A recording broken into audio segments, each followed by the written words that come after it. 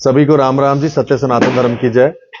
आज तीसरा दिन है और कटरा आज तीसरे दिन लगातार बंद है। कारण यह है कि जो एक रोपवे बनाने का निर्णय श्राइन बोर्ड द्वारा लिया गया है, उसको लेकर आज पूरे जम्मू के अंदर जो है श्राइन बोर्ड के खिलाफ जो है रोष है। क्योंकि एक यात्रा जिसकी पवित्रता हम पैदल मानते थे, चलिए आपने हेलीकॉप्टर सर्विस लगाई, जो सीनियर सिटीजन हैं या स्पेशली एबल्ड लोग हैं उनके लिए, वैसे उनको मिलती नहीं है, वो मैं क्लियर कर दूं। लेकिन अब ये रोपवे का जो पूरी तरह से यात्रा को कमर्शलाइज करने का ये तरीका सोचा है श्राइन बोर्ड ने, कितना सही है?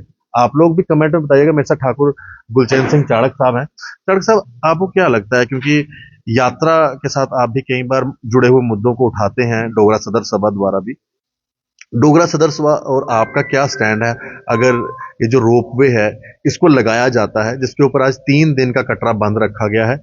आने वाला नया साल है और हर साल नए साल पे इतना आंकड़ा होता है यात्रियों का, और हमने यात्रियों को भी पूछा, यात्री भी इस चीज से जो है कह रहे हैं कि हमें रोपवे नहीं चाहिए। फिर आखिरकार इस तरह के डिसीजन क्यों?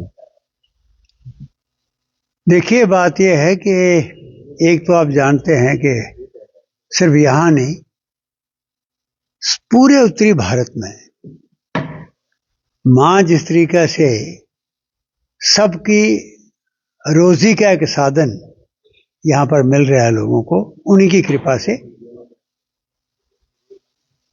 इसका कोई मुकाबला नहीं। 1 करोड़ से ज्यादा अब यात्रु आ रहा है और पिलग्रिम टूरिज्म के सर पर ये जम्मू है। उसका डिस्टर्ब होना ये हमारी बदकिस्मती है और सबके लिए बहुत खतरनाक ये बात है। और मैं समझता हूँ ये सिर्फ इसलिए नहीं कि रोपवे तक बात है, ये बात यात्रा को डिस्टर्ब करने की है। और हमें चिंता इस बात की है कि ये अगर डिस्टर्ब हो गई यात्रा तो जम्मू के पास कोई मेगा डेस्टिनेशन, टूरिस्ट डेस्टिनेशन जो है वो नहीं है। और इसलिए कटरा बंद होना, यहाँ लाखों की तादाद में यात्रु आ रहे हैं, ये बहुत गलत मैसेज गया है।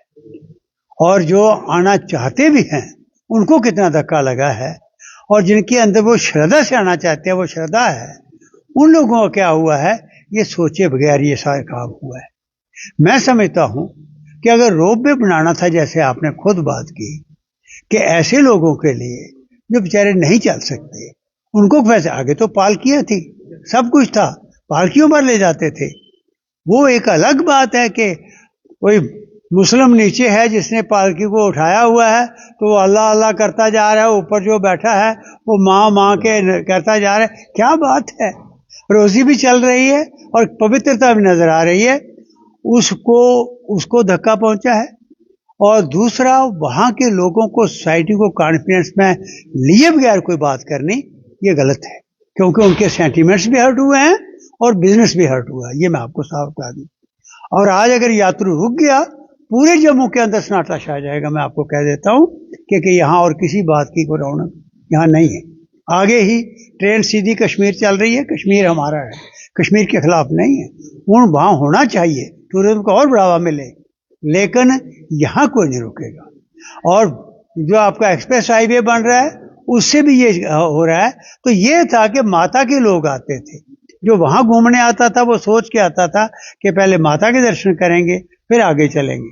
वो बात खत्म हो रही है। अब लोग जो चिल्ला रहे हैं, कुछ हद तक मैं समझता हूं कि उनको बात क्लियर करने की जरूरत है कि क्या होगा, आखिर क्या करने वाले हैं।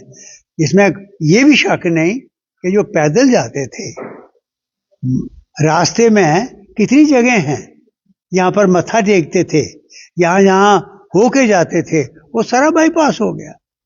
और इसलिए सिविल सोसाइटी को कॉन्फिडेंस में लेकर ये करें। मुझे लगता है, मुझे तो बिल्कुल, सभा में हम बात कर रहे थे, मुझे लगता है कि बहुत बड़ी साजिश इसके पीछे है कि जम्मू के अंदर बिल्कुल पठानकोट से भी बदतर हालात होने वाले हैं। और ये चीज जो हुई है, और ये जो स्ट्राइक है, इस स्ट्राइक से ये ठीक कहा कि नया साल आ रहा है, नए साल पर माता से प्रार्थना करने आते थे, नए साल के लिए दुआ मांगने आते थे। आज वो सारा का सारा यात्रु डिस्टर्ब हो, ये बहुत गलत बात है। बहुत बहुत शुक्रिया, आपने अपनी राय रखी ठाकुर साहब इसके ऊपर। चरण सिंह चाड़क साहब ने भी अपनी बात रखी है और डोगरा सदर सभा ने भी ये साफ क्लियर कर दिया है कि ये जो रोपवे बनाने की बात की जा रही है माता वैष्णो देवी जी की यात्रा में, जिसकी एक पवित्रता है, जिसे कमर्शियल करने की कोशिश की जा रही है, उसके बिल्कुल खिलाफ है। और इसको इस तरह के कोई भी डिसीजन लेने से पहले सिविल सोसाइटी से, वहां के लोकल लोगों से पूछना चाहिए था, जो कि बिना पूछे आपने शुरू कर दिया। और आज तीसरा दिन है, कटरा लगातार बंद है और अभी यात्री के ऊपर क्या असर पड़ रहा है हमारे भवन में आने से, वो आपके सामने है। यही ये सीजन होता है जिसमें सबसे ज्यादा यात्री यहाँ पर आता है और हमारे लोगों का बिजनेस चलता है। और 3 दिन से बिजनेस ठप पड़ा हुआ है कटरा में।